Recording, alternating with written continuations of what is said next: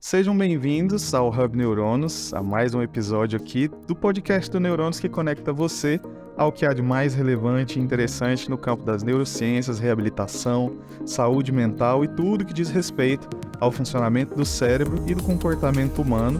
Eu sou o Bruno Braga, apresentador aqui. Hoje eu estou com o Dr. Hercílio e o tema de hoje é um assunto muito importante, que a gente vai falar sobre linguagem e neurodesenvolvimento, e os aspectos de diagnóstico diferencial. E para trazer mais detalhes sobre esse assunto, a gente está aqui com a professora, Ana Lúcia Cozonara, é uma grande profissional aqui de São Paulo, fonoaudióloga clínica, que vai contar um pouco para a gente da trajetória e do caminho dela nessa profissão, e trazer para a gente aqui alguns insights sobre a linguagem e a aquisição e o desenvolvimento da linguagem e alguns diagnósticos diferenciais em relação ao autismo e a outros transtornos que cursam de maneira parecida no início da vida. Então, sejam muito bem-vindos. Obrigada. Muito obrigada, é um prazer ter você, Ana Lúcia, conosco aqui. E assim, a Ana Lúcia já fez conosco um curso, E a gente agora está tendo o prazer de estar juntos aqui, E eu tenho certeza que vai ser um bate-papo maravilhoso. Então, seja bem-vindo ao Hub Neurônios. Obrigada, estou me sentindo em casa, porque nos conhecemos antes, mas um prazer enorme estar aqui presencialmente. E agradeço o convite, uma delícia estar aqui com vocês para discutir, para conversar sobre isso. Com certeza, então não sai daí, que o bate-papo de hoje está incrível. Eu espero você depois da vinheta.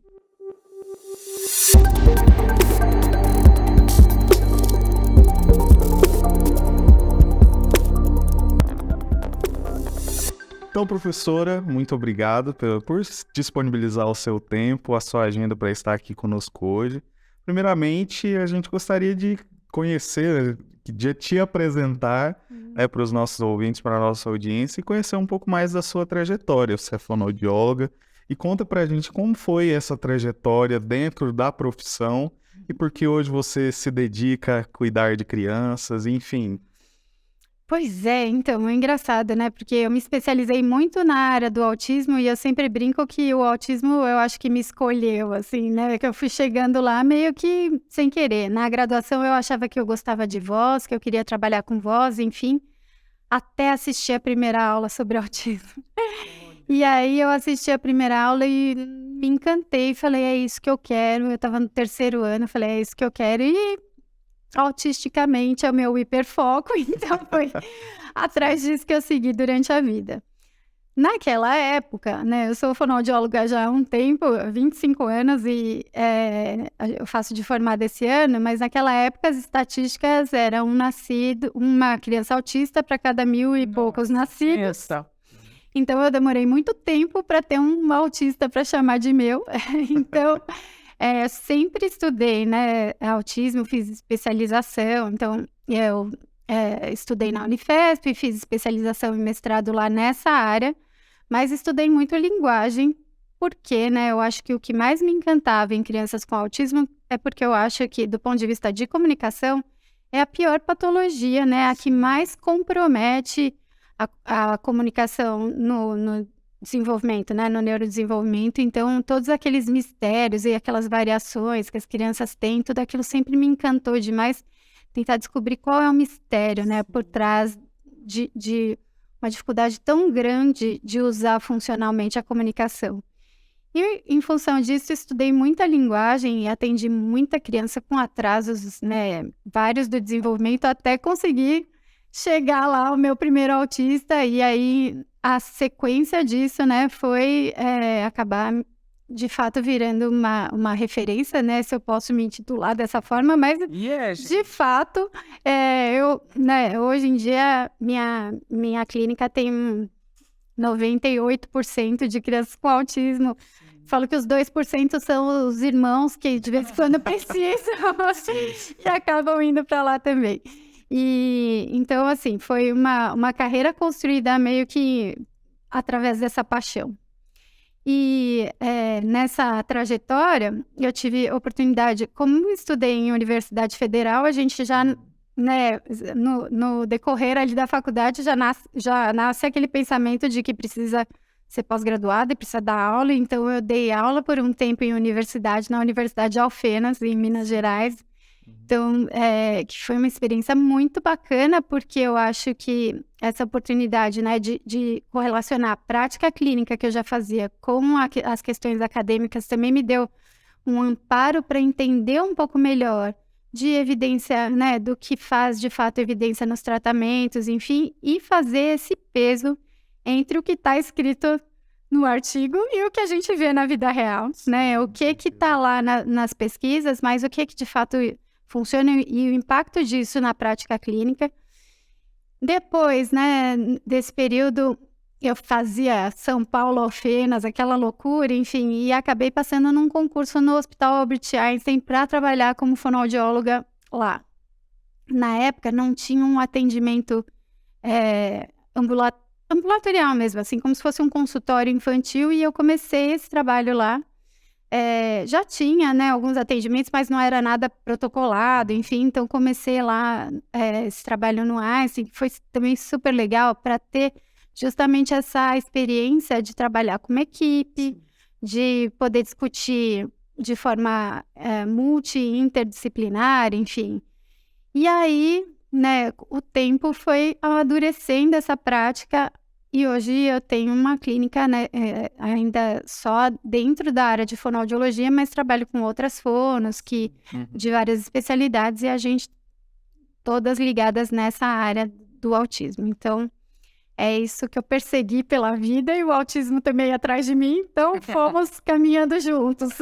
Que coisa boa. Tudo que a gente faz com paixão, né, com desejo por aquilo, não tem como não dar errado, né, na verdade, sempre vai dar certo. Eu acho que, e eu gosto dessa fala que você traz, que na verdade, a psicanálise tem isso, né? E a gente sempre fala que não é a psicanálise que eu que fui atrás da psicanálise, ela que me achou, né? Então, eu acho que as áreas acabam nos encontrando mesmo. Eu acho que o universo está aí para trazer essa experiência para nós e a gente acaba entendendo o que é missão dentro do que você veio a fazer, né? Propósito, né? Propósito, né? Porque é tão ruim quando você vê pessoas que têm a sua formação, têm até titulação, mas elas não têm propósito naquilo que elas fazem, né? Então, eu já encontrei tantos médicos, tantos colegas da equipe multidisciplinar que não tem nenhuma paixão pelo que faz, ou então vê isso como um business apenas e elas não têm nada de entrega além do trivial. Então, eu acho que quando a gente é encontrado pelos aspectos aí da vida, a entrega é outra e o resultado também é outro. Então, por isso que você é excelente profissional. Ah, obrigada. A minha filha vive falando, minha filha tem 12 anos, Clara, ela chama, e ela vive falando que ela quer ser fono para cuidar de crianças com autismo. Falei que eu acho que eu né, durmo autismo, eu penso autismo, é isso tanto na nossa vida que eu acabei influenciando. Mas eu acho que tem um pouco disso, né, desse amor de fato, porque para mim, né, não é só o meu trabalho, né? É quase que um propósito de fato de vida, né? Então, é bom. Vamos começar esse papo aqui diferenciando ou então falando para nós, né? O que é fala, o que é linguagem e a interface disso com cognição. E eu acho que é importante também, dentro disso, os marcos desse desenvolvimento, né? Porque uma criança que ela é diagnosticada cedo com autismo, ele é diagnosticado a partir de certas alterações, tanto em comportamento social, como na linguagem, na fala, né? E quais são os marcadores, por exemplo, de um desenvolvimento saudável e onde isso pode estar atrapalhado, que pode sugerir um autismo? Ou outra coisa. Outra coisa, É interessante, né? Porque toda família que busca um fonoaudiólogo, eles estão atrás da fala, né? Sim. É a maior angústia. Acho que até, talvez, para vocês, né? Para os psicólogos, porque eu vejo que apesar da fono, né, ser procurada pela questão da fala, até os outros profissionais lidam com isso, né? A angústia é a fala, né? Porque, na verdade, é a comunicação, né? Exatamente. É a conexão. Porque eu sempre falo que a nossa grande evolução é a fala. De fato. Né? Então, assim, nós nos diferenciamos dos outros animais porque a gente consegue usar o domínio da fala. Eles também se comunicam por gestos, por sinais, eles têm linguagem, mas eles não têm fala. E é a fala o grande termômetro do funcionamento cerebral. É através da fala que eu vejo se o seu pensamento está organizado, se ele está ajustado e adequado. É a fala. Então, por exemplo, no neurodesenvolvimento, é claro, se você vai vendo uma criança de 2, 3, de 4 que não fala nada, ou então só fala poucas palavras, é angustiante. Nos quadros de lesão também, quando o paciente evolui com uma afasia, isso é terrível. É tão angustiante para o profissional, para a família, então é terrível. Então a fala sempre eu imagino que é a porta que eles vêm atrás mesmo. Sim, e o que você falou é super interessante, porque a comunicação é tão importante, mas as pessoas vêm muito com o foco da fala, porque é de fato o que a gente enxerga da comunicação, o que é mais concreto, né, em relação à comunicação. E né, o que eu sempre tento contar um pouco é justamente essa diferença entre fala e comunicação. E a linguagem, que é o que faz o alicerce de tudo isso. Porque também quando a gente fala de linguagem, todo mundo imediatamente, né, atribui isso à fala.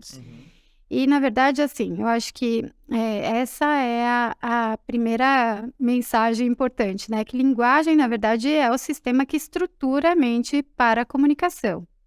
É o que se estrutura, né? É o alicerce de tudo que é necessário para que a criança chegue na fala, né? Eu falo que é como se fosse um bolo, a cerejinha lá é a fala, mas tem que ter uma massa bacana, um recheio ótimo, uma cobertura linda, para que a cerejinha, né, caiba bem lá na estrutura. E então, né, a minha primeira conversa com a família é sempre tentando explicar um pouco disso, porque a fala muitas vezes pode ser, tem que ser um foco importante nos nossos objetivos e na nossa terapêutica, mas maior do que isso, o que a gente busca é comunicação, né? E enquanto a família não enxerga essa diferença entre fala e comunicação, ela deixa de valorizar até iniciativas comunicativas da criança que estão além da fala. Então, às vezes, a criança está ali, né, tentando né, se comunicar, enfim, e ninguém reforça, porque não é validado, porque não é fala. Isso funciona, né, é muito evidente no autismo, mas em algumas outras patologias também. Há pouco tempo a gente recebeu um menino que era de uma cidade que tem poucos recursos terapêuticos, que tinha um diagnóstico de autismo, e o menino estava louco para se comunicar, desesperado, conseguiu me explicar sem falar que o Papai Noel levou pela chaminé o presente, não sei o quê. E assim, para mim estava muito evidente o quanto que ele era capaz de se comunicar e ninguém percebia, né, que ele se comunicava de uma outra forma que não era através da fala. Então, o adulto pós-AVC é fácil. Você olha, ele tá com uma fala pastosa. Você sabe o que tá funcionando, o que não tá funcionando. Ele tá pouco vocabulário, né? Não consegue fazer frases. É fácil, mas e a criança, né, que não passou por isso? Não desenvolveu isso. A gente vai buscar no desenvolvimento de linguagem. Então, esse primeiro ano de vida, que é justamente o ano que a criança não fala, pensando nos marcos, né, no desenvolvimento, então, do nascimento até o final do primeiro ano, é o período que a gente chama de aquisição de linguagem, que é quando a criança faz esse alicerce dos projetos comunicativos que ela vai ter através da fala. Eu brinco que a linguagem faz uma analogia, né, que é como se fosse uma biblioteca mental, que tem ali os setores para arrumar tudo bonitinho nesse primeiro ano, para que seja possível fazer o acesso dessas informações de forma fácil e transformar isso em fala. Mas para isso, a primeira coisa que a gente precisa, né, a primeira manifestação comunicativa do bebê recém-nascido, eu tô falando, né, que é a partir do nascimento, mas lá na barriga já tem movimento ali, né, de aprendizado, enfim. Mas se a gente pensar, né, no momento que a criança nasce, a primeira manifestação de comunicação é justamente a intenção de mandar uma mensagem, que é muito simples. É o desconforto quando está com fome, o desconforto, né, querendo dormir, enfim, e o bebê chora.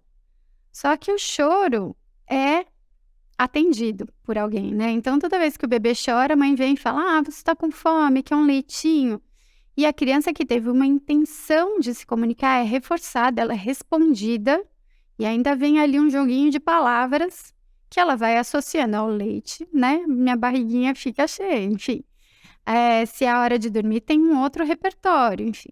E aí ela vai começando a desenvolver um outro sistema, um outro setor da biblioteca, que é vocabulário.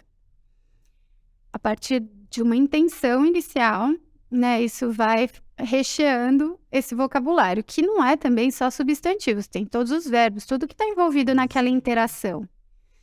E aí, como tem os verbos e tem substantivos lá, né, a criança vai aprendendo, ela começa a juntar isso para desenvolver outro sistema, que é a sintaxe, que é a habilidade de formar frases organizadas para serem entendidas, enfim.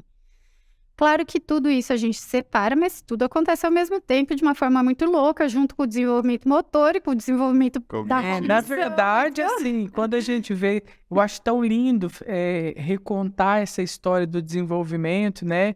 Toda vez que alguém está falando sobre isso, eu fico passando um filme na minha cabeça e, ao mesmo tempo, eu fico morrendo de compaixão, de nossa, anos, né? E de quantas crianças sofrem, porque, assim, esse olhar, entender isso é tão profundo e tão rico, porque, assim, eu acredito que muitos desses atrasos, né, a importância do sensório motor e do motor dando base para que as outras funções cognitivas e habilidades aconteçam. Olha só a fala, que riqueza, né?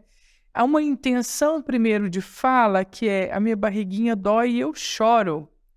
Isso é sensorial, ele tem uma experiência sensorial. Tá descobrindo que é a fome na experiência. Ele fez, não sabe que fome é fez fome. um cocô, fez um xixi, tá desconfortável, aquilo é ácido, aquilo dói, eu choro. Aí ele vai adicionando significado e sentido para essa experiência, ao passo que o motor, que é o primeiro, eu sempre falo que é a primeira coisa que o cérebro se ocupa, é te trazer maturidade motora para todos os movimentos que você precisa. E esse é o maior feixe que a gente tem neuronal ali, que é o córtex motor, para interligar tudo. E a fala que vem depois nada mais é do que esse aparato motor muito bem amadurecido. Sim. Quando tem uma falha de desenvolvimento aí, motora e sensorial, o resto é tudo bagunçado. Tudo bagunçado. Tudo bagunçado. Porque é exatamente isso, né? A criança, né? Tá acontecendo tudo isso que eu tô falando, mas também ela tá, né? Levanta o pescocinho, ela tem outra visão do mundo, e aí ela senta, é outra, e ela engatinha outra, e ela anda é outra. A parte motora tá a 1000, ao passo que ele vai engatinhando, ele fala, vovó, ele engatinha, vovô, engatinha, leite, mamadeira, ele vai adicionando esse significado, sentido, vai experimentando aquilo no corpo, né? E o sentido também tá montando muito essa biblioteca, adorei essa biblioteca. Porque acaba sendo um facilitador, né, para entender, né, uma forma concreta de entender, porque linguagem é uma coisa meio obscura, né? Até mesmo as fonos, quem não é especialista em linguagem acha até meio assustador. Maravilhoso. Mas é interessante porque, né, carregar esses significados também tem a ver não só, né, com o que a criança tem ali de predisposição física e todo esse desenvolvimento acontecendo como ele deveria, mas também das relações, porque se a criança chora e não é atendida, se a criança... Aí o registro já vira outra coisa, né? E inclusive... É por isso que eu tenho compaixão, tá vendo? Porque se não tiver um adulto responsável ali, para ele poder ver esse ambiente, ofertar os estímulos necessários, ele vai perdendo a janela de oportunidade, né? Desse desenvolvimento maturacional, né? Biologicamente falando, que está ávido para poder receber esses estímulos e incorporar isso numa dinâmica de funcionamento cerebral, né? Sim. Porque, assim, né, a gente está falando de coisas muito básicas, mas quando a criança tem 3 meses, a mãe já começa a identificar. Esse choro é porque está com fome. Esse é porque está com dor. Não tem alguma coisa errada. Isso não está normal, né? E esse adulto responsivo também consegue ir deixando essa resposta mais refinada. Agora, o que eu estou falando, né, o que a gente está conversando, são coisas muito primitivas, né, no desenvolvimento. Se a gente pensar uma criança com autismo que já falha nessa primeira intenção, então, por exemplo, eu vou para o autismo, né, gente? Vocês sabem que é o Nosso papo é esse. conceito do hiperfoco. Mas se a gente pensar, né, que a falha principal da comunicação da criança com autismo está nessa habilidade pragmática, que é essa intenção comunicativa, a gente já vê no início, né, que é a número 1, né, a área da linguagem número 1 já falha. Então, já é aquela criança que chora menos. A gente escuta muito, né? Ai, não, era muito bonzinho, não chorava por nada. Ou chorava indiscriminadamente por causa das questões sensoriais, inclusive. Só que era tão indiscriminado ou sensorial que também o Dava para choro interpretar. virou comunicação. Então, né, se a gente tem uma criança que nasce já com uma possibilidade de ter esses primeiros gatilhos comunicativos, né? Imagina quantas oportunidades de comunicação ela tem nesse primeiro ano de vida. E imagina o quanto que a criança com autismo perde, né? Então, outro dia eu estava lendo um artigo que falava que uma criança, né, por exemplo, tem sei lá quantas mil possibilidades de comunicação num dia, e que se você restringe isso à terapia fonoaudiológica, né, o quanto que ela perde na vida, o quanto que ela precisa, né, de tempo para atingir as crianças da idade. É impossível, né? Então, né, para reforçar o quanto que é importante capacitar os pais, enfim. E eu acho que é um pouco disso, né? A gente entender que nesse processo a criança está perdendo do dia 1, está olhando menos, está aprendendo menos a mexer, né? Como é que eu me expresso do ponto de vista não verbal, como é que eu mexo a minha boca para falar. Ela já perde em todas essas oportunidades. E aí, né, quando chega lá no final do primeiro ano de vida, que a gente fala, nossa, vai começar a falar, né? Ela já fez tudo isso antes, né? Teve um trabalho que foi muito maior. E aí as pessoas falam, nossa, mas não está falando. Mas quando a criança não fala, a gente sabe que o atraso é muito maior do que daquele marco do primeiro ano de vida, porque faltou toda essa parte que viria antes. Então, né, eu acho que juntar esses marcos do desenvolvimento e pensar um pouco nesse funcionamento da linguagem dentro, né, de todo o desenvolvimento é que vai fazendo com que a gente consiga entender a complexidade disso, a importância disso, e que quando a criança tem lá 1 ano e meio e não fala, né, o quanto que ela está mais atrasada do que 6 meses, que é o que a maioria das pessoas pensa, né? E quando a gente fala assim, né? Olha que coisa mais rica esse entendimento, né? Conforme o Bruno perguntou, quando a gente fala de linguagem, de cognição, a gente tem que pensar assim, que a fala lá no final desse processo, ela já é a cereja do bolo que você fala, né? Ela já é uma somatória de todos esses processos e marcos de desenvolvimento que foram ajustados e adequados para que lá na frente saia um comportamento ajustado, que é a fala, a emissão da fala coordenado com tudo isso. E porque o contrário também existe, né? Mas aí em outros quadros clínicos, porque eu sempre gosto de falar assim, ó, você conversar com uma flor, a gente conversa com a flor, certo? Oi, lindinho, você tá tão bonitinho hoje, vou colocar sua aguinha aqui, mas eu escutar a flor me responder, aí já é outra coisa, sabe? Assim. Sim. Então, por exemplo, existe a fala, que eu sempre falo que a fala é o nosso grande termômetro do funcionamento cerebral, por isso. Porque quando você expressa usando a fala, eu tenho condições de saber como está o seu desenvolvimento cerebral e se ele está ajustado ou não. Então, eu acho que quando você traz a fala aí, né? Olha, se com 1 ano e meio, 2 anos, ele não está expressando nada, ele está muito mais atrasado, porque esse processo paralisou no primeiro momento ali, onde não teve sensorial suficiente, onde essa criança já tinha um déficit ali, ela não conseguiu comunicar, não foi entendido, não ser entendido é um problema sério, entendeu? Porque aí os estímulos que você começa a emitir são outros, e a criança não tem maturidade para entender aquilo, então começa a virar uma coisa muito difícil. E às vezes a própria criança no ambiente não encontra um veículo de comunicação como esse caso que você traz, uma criança, um adolescente que chegou aí, ele sabia comunicar para você, e você, por ter a sensibilidade e por conhecer, conseguiu ver que tinha uma comunicação que não era de forma habitual, mas que ele conseguia. Quando os pais não conseguem, os cuidadores responsivos não conseguem, aí a gente atrasa mais eles ainda, né? Vamos dizer assim. Sim, sem dúvida. Eu acho que é justamente isso, né? A possibilidade de usar essa fala, usar a comunicação, né, com parceiros é que faz toda a diferença, né? E que exercita, inclusive, as questões cognitivas, do desenvolvimento cognitivo. Se você tem uma criança que não é entendida, por exemplo, ela começa a deixar de ou fica menos habilitada, talvez, a ter tanta atenção em comunicação receptiva, né?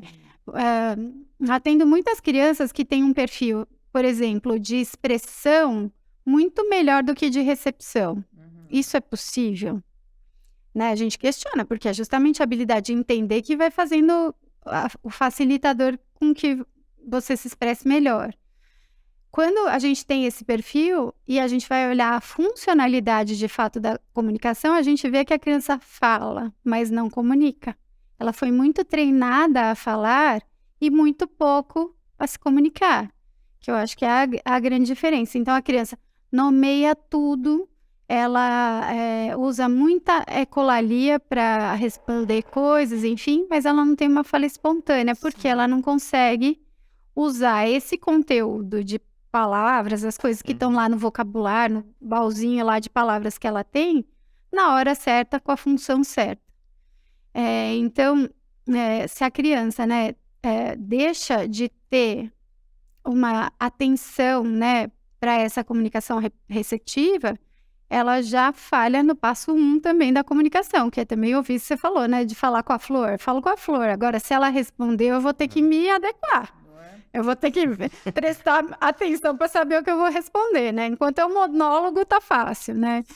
E fazer toda essa flexibilidade depende também do desenvolvimento cognitivo, enfim. E uma das coisas importantes, né, que eu falo que é o ouro dentro da terapia fonoaudiológica, é a habilidade de fazer símbolos, que é o que a criança faz brincando, que é a união, cognição e linguagem, que eu acho que é o nosso ouro, assim. Sentido e significados, né? Sim. Então, a possibilidade que ele tem de fazer correlações e relações, né? E trazer uma experiência para aquilo. Porque aí a gente está dando para o cérebro um conteúdo também que é de ouro, né? Porque o cérebro, a nossa maturidade, ela é de baixo para cima, né? Então, a gente amadurece primeiro as estruturas subcorticais para ir para as corticais. Quando eu estou dando sentido e significado, a gente está ativando a amígdala, porque a amígdala ela imprime uma sensação, né, uma resposta positiva ou negativa para as experiências que a gente vive. Quando eu possibilito a criança a experimentar isso, para que ele tenha uma resposta ao ambiente, eu estou chamando a amígdala para participar disso, mas ela está comunicando com o hipocampo para que aquilo vire uma memória e vai lá para a bibliotequinha que você mencionou, para que quando ele vê aquele mesmo brinquedo, aquela mesma coisa, soe para ele assim, isso é bom, eu quero fazer de novo. Aí ele já se abre para um comportamento né, de interação, de tentar comunicar e falar que ele gostou daquilo, né? Então, eu estou devolvendo para esse cérebro o que é primeiro, o que necessita de maturação primeira, que é essa comunicação de rede subcortical, para que depois tudo suba para esse córtex de uma forma ajustada e adequada, né? Você sabe que uma das grandes decepções da faculdade de fonoaudiologia é que quando a gente aprende que o balbucio motor, que a criança faz babá, não é mamãe, né? É balbucio só, sem significado. Só que o que faz diferença? Quando a criança fala mamã, que é o balbucio, treino motor, né? O que acontece com as pessoas? As pessoas ficam loucas, né?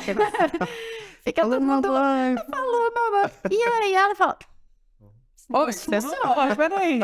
Não é possível que eu consiga fazer isso. Movimenta a casa inteira com uma...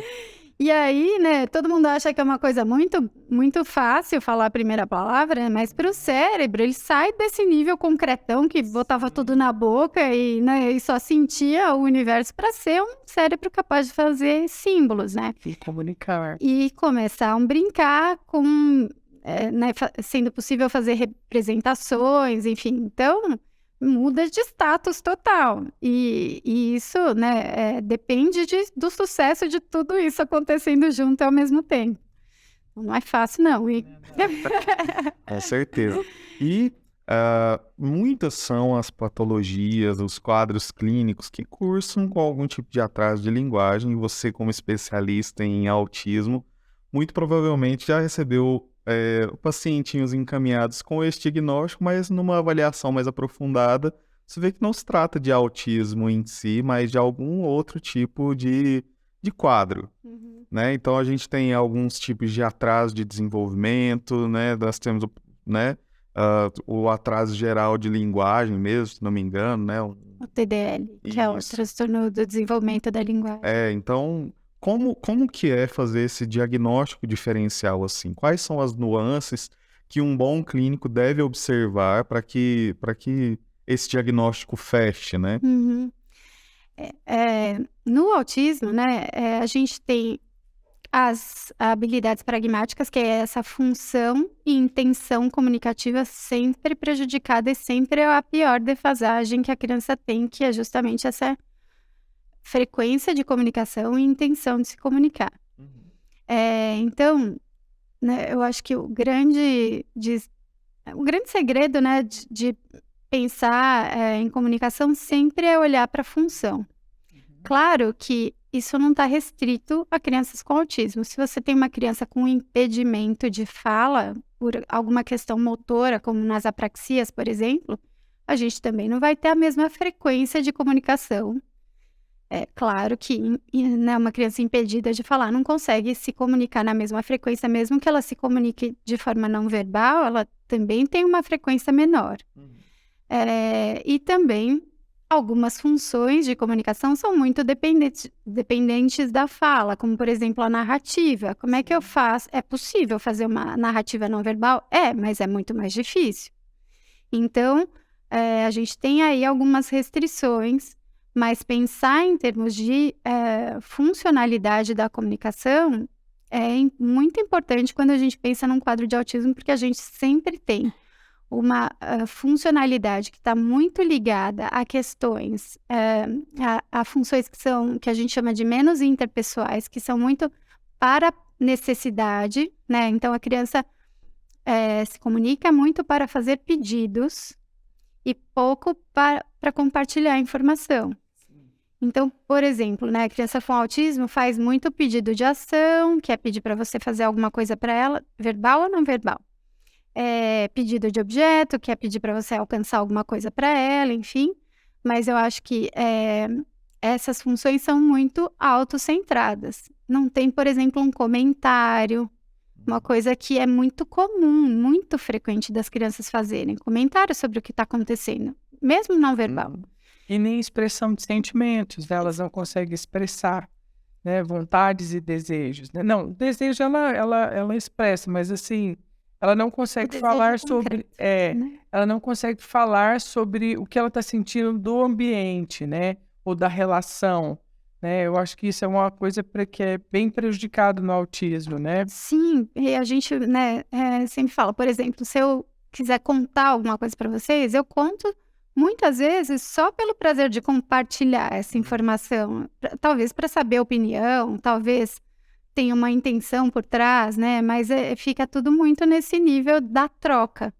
Não ganho necessariamente algo concreto através disso.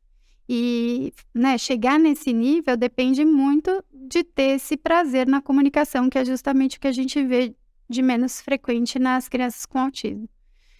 Mas né, a gente tem outras patologias que cursam aí, né, com essas dificuldades. Por exemplo, as dificuldades da fala propriamente ditas, que são, né, por exemplo, a apraxia de fala, que é, né, um impedimento, uma dificuldade no planejamento e na organização motora dos sons, que pode, inclusive, fazer com que a criança tenha dificuldade no nível dela não conseguir falar de fato, ela não ser verbal.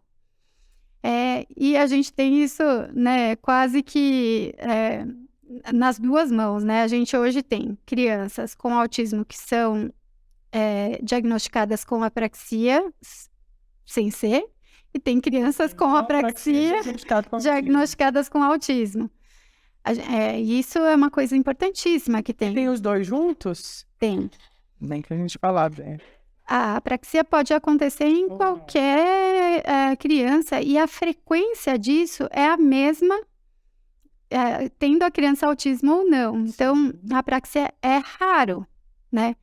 O que acontece muito em crianças com autismo é que elas não falam por causa das defasagens de linguagem, não por causa de um problema motor da fala. Isso é uma coisa importantíssima que tome nota. Muito importante, né? Então, assim, eu recebo muitas crianças que são não verbais classificadas como apráxicas, e, na verdade, a gente nem consegue fazer um diagnóstico se a criança não for minimamente verbal, porque a gente nem consegue ver o nível de dificuldade motora. Quando a criança, de fato, não fala, ela nem tem experiência motora, né? Para a gente até conseguir saber em que nível estaria essa dificuldade. E 30% mais ou menos das crianças com autismo, de fato, não serão verbais por causa das questões de linguagem, e cognitivas, óbvio, né? Não posso esquecer vocês aqui. Mas isso não tem necessariamente a ver com apraxia. E no outro extremo, né, as crianças com apraxia que têm uma comunicação funcional, mas que são classificadas como autista porque não tem fala. Então, ainda tem os quadros de mutismo, né? Que também acontece, né? E assim, crianças pequenas está muito associado, né, a questões emocionais também, né, a traumas ou experiências traumatizantes, Abuso. né? Abuso, que elas passam a ter um mutismo, né? E acaba, como está muito próximo dessas janelas de desenvolvimento, talvez o período que ela fica em mutismo, ela acaba tendo um atraso também, né? E elas podem ser diagnosticadas erroneamente, né? Sim, porque tem aí uma interferência da relação, né? A criança, primeiro que não usa de fato socialmente aquela comunicação, e ainda, né, não tem essa habilidade social para fazer isso. E ainda tem um atraso, inclusive, né, do desenvolvimento motor, se a criança usar menos, enfim. Então, tem aí uma complexidade que pode ser confundida. Esse diagnóstico também é complexo, envolve uma equipe, né, enorme e, enfim, vocês sabem, né, o quanto que isso é complexo. Tem o transtorno do desenvolvimento da linguagem, que é, de fato, né, um diagnóstico também muito difícil, mas que tem menos confusão com o autismo, porque, de fato, a criança tem intenção comunicativa, né? Ela quer se comunicar, mas o que falta é vocabulário, falta essa capacidade de estruturação da sintaxe, falta essa fluência, né, de acesso à comunicação, mas o grande diferencial é que a criança quer se comunicar, ela tem a frequência e a necessidade, né, das crianças neurotípicas. Eu não gosto muito desse termo, porque eu ainda estou procurando os neurotípicos, é difícil de achar, né? Mas, assim, elas têm uma frequência grande de comunicação, mas falha no processo. O que mais? O que falta a gente falar? Deixa eu te perguntar uma coisa que me surge, né, para ver que é a sua opinião a respeito. Você acha que, assim, quando a gente vai falar de crianças com autismo e de outros transtornos que não têm a ver com autismo, a gente poderia, mais para o pessoal leigo, tentar assimilar, ou os pais conseguirem perceber o que a gente está querendo dizer aqui? Você acha que a gente poderia dizer que no autismo em si, a parte da intenção da comunicação ou da conexão para a comunicação é o fator mais importante para a gente diferenciar dos outras dificuldades da fala? me soa assim, né, na minha mente aqui, só para o pessoal tentar entender melhor, como se no autismo ele não tivesse uma necessidade dessa comunicação. Quando ele precisa das coisas, ele vai ter uma forma de comunicar mais apontando o que ele quer, mas não um desejo para estar conectado com o outro para partilhar o momento, né? E aí ele tem mais uma questão só das necessidades básicas e fisiológicas ou daquilo que ele quer, o objeto que ele deseja, para ele se sentir regulado ali, mas não há uma conexão e um desejo por essa conexão.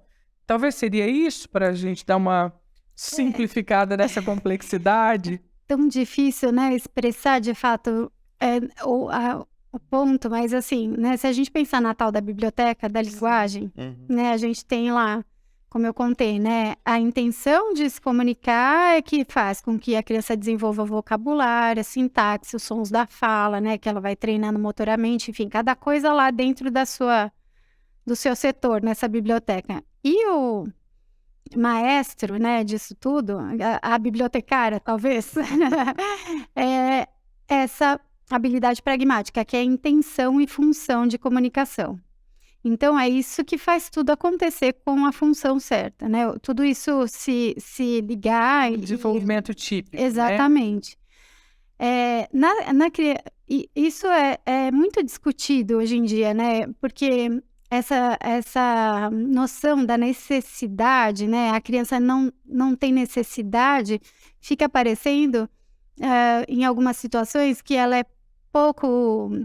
que tanto faz o outro, ou que ela tem menos sentimento, ou que ela não tem vontade. E, na verdade, o que a gente acha, né, acredita que é um passo antes. Outra analogia que eu faço é que parece que ela nasceu sem um aplicativo. Não chega no nível de não querer ou de, né, ela não sabe como evitar. canalizar isso, né? Não tem a função. Vontade, Então, ela aprende formas de se comunicar para sobreviver. Tanto que uma das falas muito frequentes de pais de crianças com autismo ele é muito independente, ele se vira para conseguir o que quer. Ele sobe, criança pequenininha, que nem tem habilidade motora, sobe no negócio, sobe no outro, não sei o quê, para conseguir pegar, sendo que a criança podia falar pão e ter o pão na mão, né? Mas falar ainda que falam que tem preguiça de falar. Nossa, isso me mata. Porque você é preguiça. Né, a criança tem que empurrar um banco, subir não sei o quê, sendo que ela podia dizer uma palavra e conseguir o que quer. Né, é justamente aí que falha, né? Não é nem que ela não quer, ela não entende a função dessa comunicação e não entende que é possível. E aí... sem dúvida, a partir dessa falha de habilidades pragmáticas que vem toda a cascata aí de alterações da comunicação, porque sem isso não desenvolve vocabulário, não desenvolve a sintaxe, os sons da fala e assim por diante. Porque a gente chega muito no consultório, essa fala, meu filho não precisa de ninguém, ele é independente, ele não tem necessidade de brincar com os outros coleguinhas. Se eu der a garrafa de coca que ele adora, ele fica sozinho, né? Eu escuto eles falar, eu chego lá no recreio da escola, ele tá lá no cantinho sozinho com o brinquedo dele, então ele não tem necessidade ou não tem vontade de estar no ambiente social.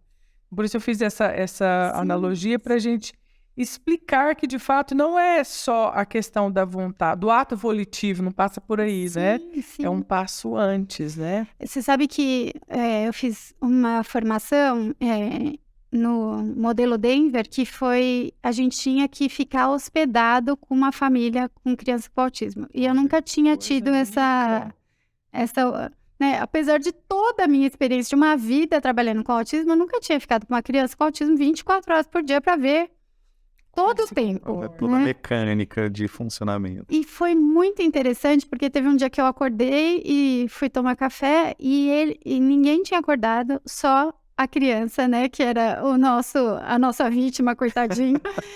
E ele tinha acordado, não acordou ninguém, desceu as escadas da casa que a gente estava, tinha pão em cima de um balcão alto, Ele subiu num banco alto, pegou o saco, furou o saco, porque ele não conseguiu desamarrar, pegou o pão, estava sentadinho na sala comendo numa boa. Quer dizer, ele se virou, era uma criança super pequena. Ele se virou e conseguiu o que ele queria. E olha o perigo, né? Mas o que qualquer criança faria? Acordaria a mãe. Ou choraria. Choraria, né? Olha só tudo que ele fez, né? E ainda vem alguém me dizer que foi preguiça de falar, né? Que tá com preguiça de falar. Não dá o que ele quer, que você vai ver que vai falar. Não é assim. Não é assim. Não é assim. Não é assim. E a gente tá falando aqui do tanto que é importante essa questão dos relacionamentos, né, que fazem parte dessa dinâmica de desenvolvimento de linguagem de fala. E a gente passou por um período aí que foi, eu acredito que um divisor de águas na história, que foi essa pandemia, né, pelo coronavírus. Sim. Que crianças nasceram nessa pandemia, né, de 2020 até 2022, e crianças que estavam com seus 2 aninhos ali, 1 aninho, 2 aninhos no início do isolamento social, e que agora, retornando às atividades de escola, retornando tudo, apresentam, né, déficits muito importantes nesse desenvolvimento de linguagem, porque faltou os estímulos corretos, tudo na janela de oportunidade que se tinha para desenvolver. E muitos deles chegam também no consultório já assim, é autista. Uhum. E outra coisa, né, Ana, com estímulos errados, porque eles foram para a tela. Né? Exatamente, que também... E aí teve um impacto muito ruim nesse desenvolvimento, em associações, né, da forma de como eles precisam construir esse caminho para a linguagem. A gente recebe muitos pacientes assim, com esses atrasos, né? Às vezes uns maiorzinhos, até esses dias eu estava com uma criança de 7 anos, então ela estava com 5 no começo, ela estava começando a ir para a alfabetizaçãozinha dela lá, e é uma menina muito articulada, mas conversa de tudo que você pensar. E linda, muito linda, e blogueirinha, você precisa de ver.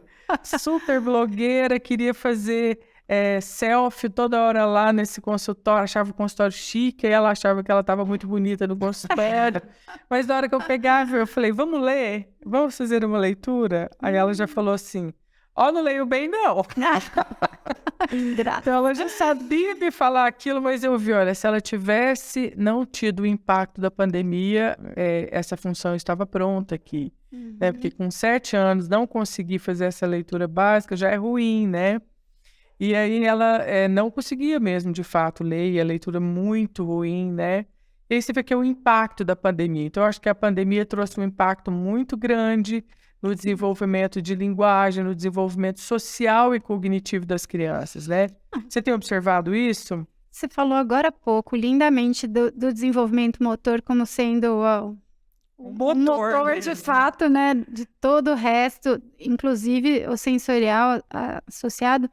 Acho que só daí já dá pra gente ver o quanto que essas crianças perderam de fato de experiência motora e barra sensorial. Ficou preso em casa e quando devia estar brincando Nossa, gente, na areia, isso é um déficit que a gente não vai calcular isso. E a gente passou por um período de fato que eu, por exemplo, moro em apartamento e a gente não saía, assim, eu me lembro de 15 dias sem sair porta, né, no hall, porque a gente tinha medo até de tomar um arzinho no prédio embaixo, porque tinha medo de pegar o elevador, né? Então, imagina o que as crianças... Hoje mesmo eu atendi uma criança que a mãe falou pra mim, olha, eu ficava trabalhando em casa, eu não podia ter funcionário porque a gente tinha medo, e ele ficou num chiqueirinho restrito. Então... Meses. Com tela, provavelmente, né? Sim. Então, até teve uma discussão agora há pouco tempo, porque alguém falou, aí eu já nem sei mais quem foi, graças a Deus já esqueci, mas que é o autismo causado pela tela. Não é o autismo causado pela tela, mas assim, quanto que a tela impossibilitou que as crianças fizessem um uso funcional da comunicação. Né? E da cognição. E da cognição, claro. Todo o restante, todos os processos de aprendizagem que deviam estar sendo... estimulados, né, ficaram paralisados. A parte motora, então, né, porque essa parte é tão... Motricidade fina. É tão importante fazer essas associações, aí você vê a criança só com o dedinho fazendo isso, né, e assim, sem ter tido essa experiência que ela é uma base para o funcionamento adequado, né. Então, assim, eu acho que somado a isso vem essa gama de diagnósticos errados, e aí o pior é que essas crianças, elas são rotuladas, né? Porque eu falo que nós temos um problema muito grave hoje atual. As escolas não estão preparadas para as crianças com altas habilidades e nem preparadas para as crianças que têm déficits, né? Então, assim, só está dentro do perfil No mediano. Tem que encaixar na caixa. Sabe? Eles não estão preparados para quem está fora dessa curva, nem para cima, nem para baixo. Sim. E aí, os professores não têm essas habilidades, não têm essas condições de identificar e nem formas de intervir. Claro que não é todos, a gente não pode generalizar, mas a maioria das experiências em escola passa por essas dificuldades, né? E aí a criança, e às vezes o que a gente vê de relatos da escola é que a escola está pobre de tecnologia, por isso que eles não aprendem. E acho que o problema não é esse, né? Que assim, não é colocar a estrutura da tecnologia dentro da escola para se eximir daquilo que a criança precisa aprender, que é o contato, que é o pegar, que é o desenvolver essa base para que as outras habilidades venham. Então, eu acho que a pandemia trouxe um problema maior, porque ela trouxe a tecnologia mais para dentro das casas e das escolas, trazendo mais dificuldade ainda para as crianças. Porque criança de 7, 8 anos com aula online, crianças com 10 anos com aula online, gente, não... Né? Como você mantém uma criança um período, uma manhã na frente no computador? Foi o que tinha de saída, mas foi uma saída que teve um impacto muito grande. Não, e assim, na minha casa, né, por exemplo, a minha filha não tinha frequência de ficar na tela durante a semana, no final de semana a gente liberava um pouco, e minha filha é grandinha já e tal. Chegou num ponto que ou você liberava, ou não tinha conexão com mais ninguém, porque eles só se falavam via WhatsApp, via os videozinhos que brincavam juntos através da tela. Fazia slime juntos. Exatamente. Meu Deus, que Então, coisa, assim, né, foi realmente uma situação, né, que, sei lá, eu acho que ninguém imaginava viver isso um dia. Eu acho que por muito tempo a gente ainda vai colher aí os maus frutos, né, desse momento. Mas eu acho que é importante levar em consideração, porque nesse período todo, a criança que estava em casa teve só parceiros adultos. O adulto faz o quê? Flexibiliza, entende, né? Abre mão. Então, todo o jogo de cintura que ela tinha que ter ganhado do ponto de vista social, do ponto de vista cognitivo, do ponto de vista de comunicação e tal, né, a gente reduziu aí, mas estava em casa, estava sendo estimulado, eu só colocava joguinho educativo. Joguinho bom, né? Só joguinho bom. Aprendeu um monte de palavra em inglês. E que vantagem tem uma criança de 2 anos saber falar inglês? Assim, né, a menos que ela tenha uma família americana, enfim, né? Que ela vai utilizar isso. Né, quando tá com os amiguinhos... Né, tem uma criança nossa até que ela usa isso para evitar contato. Então, tem dia que ela chega na escola e fala, I don't speak Portuguese. Porque, tipo assim, ela já não quer falar com ninguém. Porque, de fato, nenhum parceiro ali fala. Então, ela já consegue evitar a comunicação a partir daí. E eu acho que é isso, né? É entender que qualidade não tem a ver com o que é educativo ou não, mas muito mais com o que é possível proporcionar de experiência, de fato, né? O que a criança precisa é motor sensorial e interativo. Né? Acho que essa é uma base maravilhosa. Sim. Eu acho que para a gente ir caminhando para o final aqui, eu queria que você falasse para nós um pouco sobre o tratamento, né? Como é esse protocolo de tratamento? Como que a gente desenha uma estratégia legal de intervenção, né? Porque hoje a gente está vivendo... Um pouco antes do tratamento, assim, quais seriam os critérios e, às vezes, não sei se pode citar, mas instrumentos de avaliação, né? Como avaliar bem para diagnosticar bem e intervir bem, assim. Intervir e tratar passa por diagnosticar, né? Mas a gente está no momento onde que a gente está num supermercado de promoção das coisas, né? Onde o nosso Instagram e Facebook é o tempo inteiro gente anunciando coisas. E se fala tanto de métodos, e eu tenho uma cautela com métodos, eu acho que todo episódio eu vou falar isso, porque eu não sei quem vai escutar qual episódio. Então é bom que se fale em todos, né, para a gente entender que, assim, métodos, eles funcionam sim, né, mas a gente precisa saber métodos e correntes de teoria, né? Sim. Porque eu sempre acho que, assim, a gente é educado na faculdade, principalmente os psicólogos, a acreditar em nenhum tipo de corrente literária, de abordagem. Sim. Se é psicanalista, se é do psicodrama, você é o quê, né? Behaviorista. E eu acho que isso também enjaula as pessoas, né? E eu acho que toda teoria tem a sua serventia, e acho que quanto mais a gente conhece sobre essas teorias, a gente pode aplicá-las em diferentes settings terapêuticos, né, em diferentes proporções e necessidades. Então, eu acho que isso também fala de métodos, né? Sim. Eu não posso usar o método ABA com todos os meus pacientes. Sim. Às vezes eu tenho outros recursos também. Então, às vezes vem uma pessoa que ela fala, para eu trabalhar com autista, eu preciso fazer o método ABA. Mas será que é só o ABA que funciona? O que você pode fazer enquanto você não tem o ABA? Né? Tem um universo de coisas para fazer. Então, vamos falar um pouco disso. E assim, eu acho que você tocou num ponto tão importante, porque eu acho que essa foi um grande prejuízo que a gente teve de alguns anos para cá, que é assim, toda pessoa que trabalha com autismo tem que fazer ABA.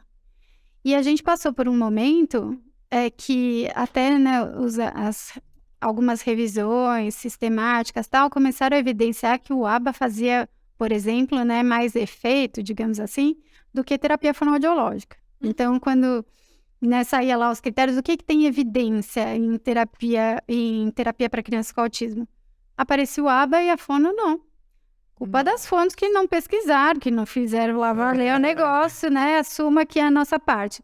Hoje em dia já corrigimos isso. Mas, enfim. E aí, o que aconteceu? As fontes começaram, todo mundo que nem louco, fazer ABA e fazer programa comportamental. E aí, às vezes, a gente vê... E isso está acontecendo muito, muito. Então, eu, como você, quando tenho oportunidade, falo.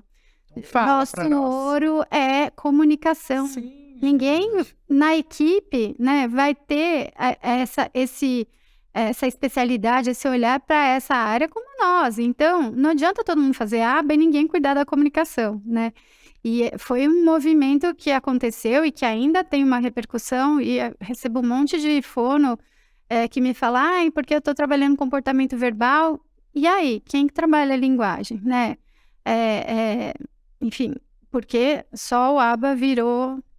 Né? Acho que o povo esquece que linguagem conecta, né? Se você não tem isso, você perde o fio, você perde esse olho. Sim, aí tem um monte de falante que não fala nada.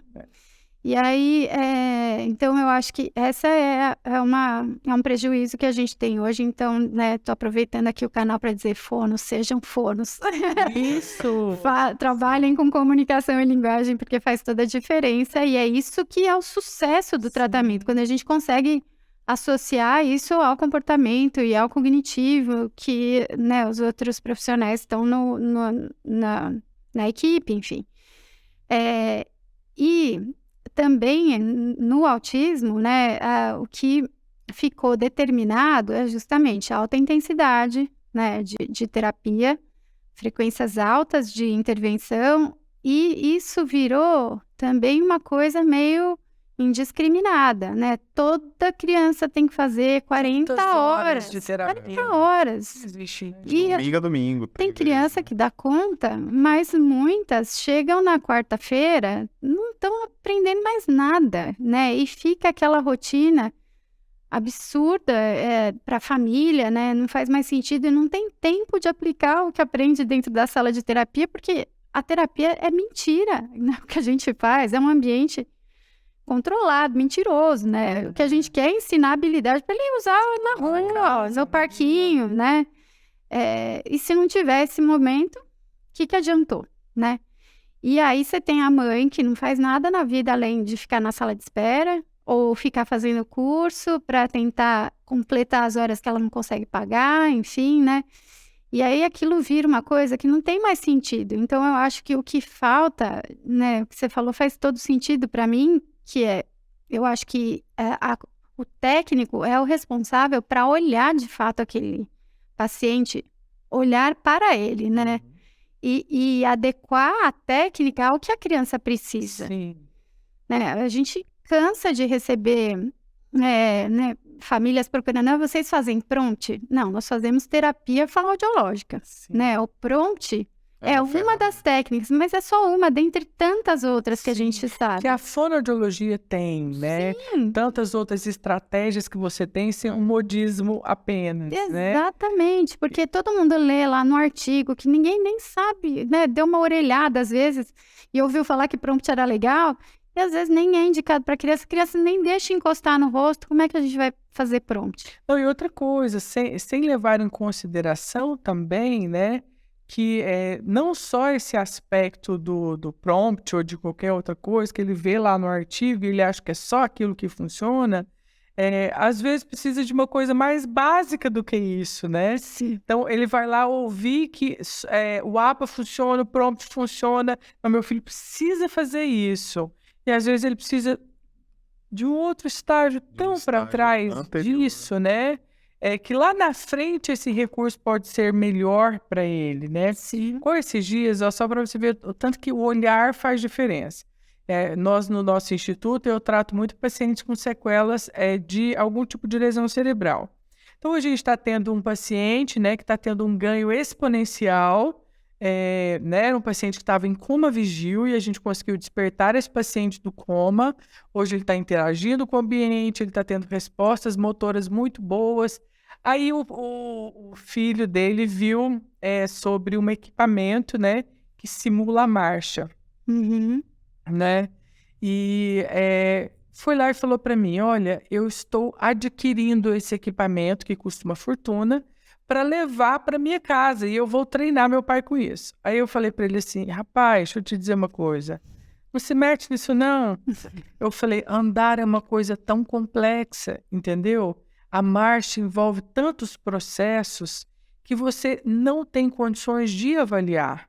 Seu pai, antes de você pensar nessa parte de marcha, de andar, ele precisa evoluir em tantas outras coisas, até a parte cognitiva precisa estar melhor, né? Então, assim, não significa que você vai levar esse negócio para dentro da sua casa e seu pai vai andar. Você pode até reforçar uma deformidade, porque você não tem condições de avaliar.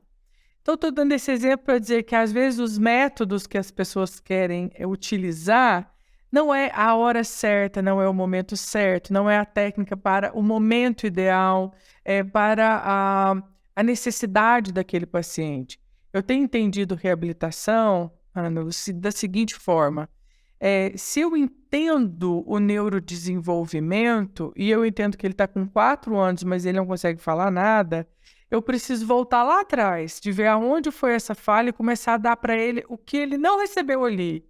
Porque se ele consegue ganhar aquilo, eu estou dando a base que o cérebro precisa para ele poder alcançar lá.